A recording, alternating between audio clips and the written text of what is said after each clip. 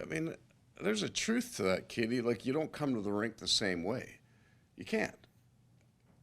We came to the rink for January, February, March, and halfway through April, 3.5 months, wired.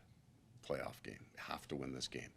And then the emotions that go with it, the elation of winning a game and then the devastation of losing the game and having to wind yourself back up. All really, really important things to learn to get into a playoffs and then go on a run. You're going to go through it all again. And we've just been going through it for 3.5 months. So we get to this point, worked really, really hard to not have to go through that. And now you have a completely different set of challenges so that you don't get to have that urgency coming to the rink the same way, right? Just the intensity of that because you've won a bunch of games. So what are you watching for? You're just watching for smart. These guys work pretty hard. They work very hard. They work hard in practice. They work hard in the games. That's not been something that we've ever had to. I think we got that instilled in some ways in the first 4 months last year. They work hard. The smart part is the challenge. No, I'm not talking about this team. I'm talking about this situation. That if you play Montreal, we've got to get really comfortable, and we have in the 1-goal games, in the tight games, and be smart about the game and show Montreal and the game of hockey the respect that the winning team is going to have to show to play well. So, I mean, we have wild games against this team. I don't think the scores in the first two have anything to do with how the game was played. In my mind, they were both very tight games, which was a difference from last year. They've tightened their game up quite a bit.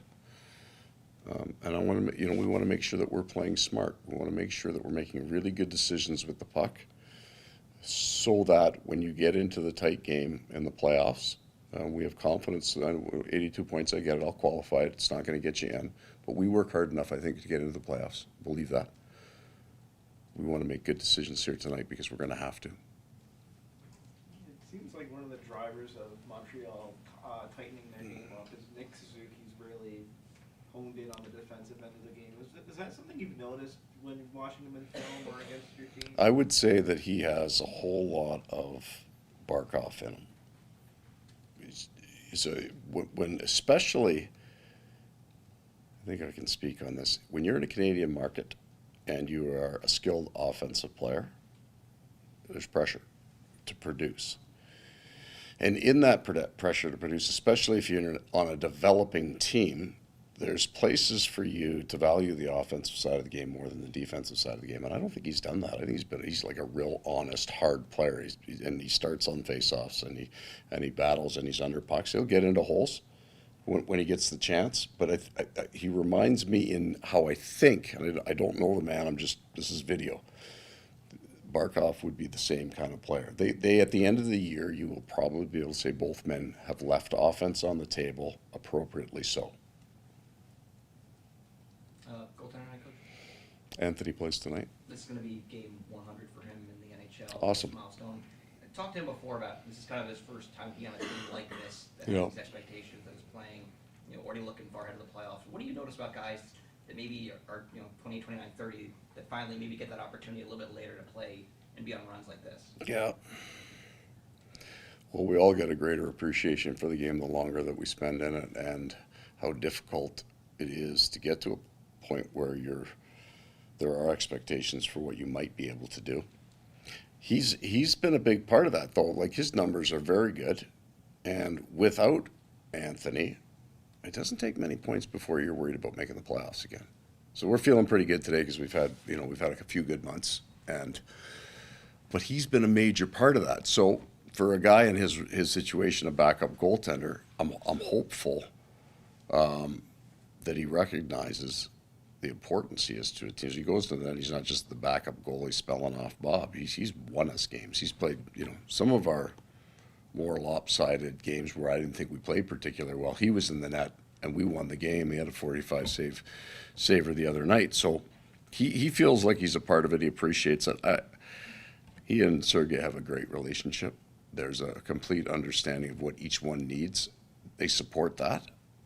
We've got a very heavy, it started in my mind, against Buffalo. From Buffalo now to the last week of the season, our schedule is very heavy. We need both those guys at their prime. Lineup saying any other lineups? No, Gadjevich will come out tonight and Lockwood will go in. Do you mind that? Just getting the Minor injury that we think we can rehab very quickly. Coach, is that one of the best teams that you have? Yeah. The closest, I mean, so the last 2 years, this year and the year and a half, the closest would be, 17, 18, and 18, 19 in Winnipeg. Very, very good team. But even with that, like that's, 7 years ago. A lot of those guys were young back then, right? Nick Ehlers was about 19 years old, I think. I don't know, he's probably 26. We had a veteran back end like we do here now, but we had a very, very young forward group. So all that team then just ages into their prime. I think they're there now. This one is, we're not a young team anymore.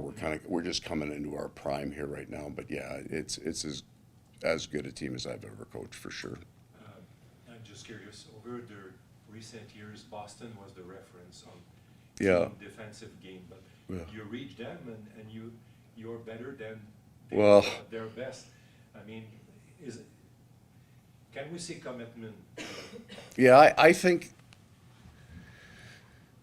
that was a big part of the development last year, the acceptance and the awareness of how important playing hard and well defensively is, and then we added some really good defensemen. Nico Mikkola has fit the way we play incredibly well, so I think we get the best out of him. Oliver Ekman-Larsson's is an all-star, and had had some injuries, and things happen, so he becomes available. Kulikov has fit in. So there's three kind of new defensemen that have fit what we're doing very, very well. So that back end is considerably stronger. And then the forwards are honest men. So Barkov is the number one center, and he's going to play hard on both sides of the puck. And Sam Bennett just plays hard no matter where the puck is, right? And Lundell has been a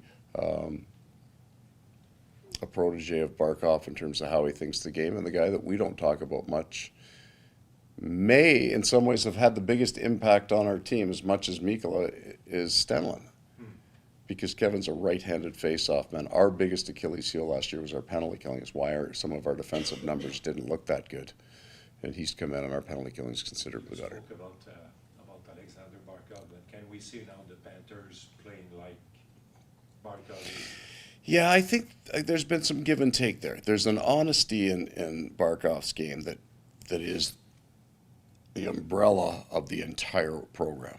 Everybody works hard in the summer. Everybody gets to the rink early. Everybody treats the support staff with incredible respect, and I consider myself part of that support staff, the people in suits.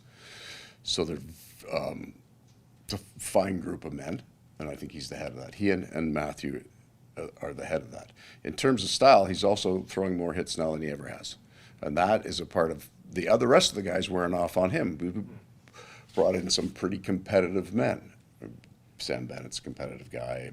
Matthew comes in, Mikkola. We brought some edge into the team, and he's kind of morphed into that too. I think he's got the most penalty minutes he's ever had in his career. When I say that, it's coming out of my mouth, and I'm going, shut up. He doesn't take any penalties, and I think other than the 10 minutes in scrums, our penalty minutes are actually down, so we're not trying to turn Barkey into a killer. It's just accidental.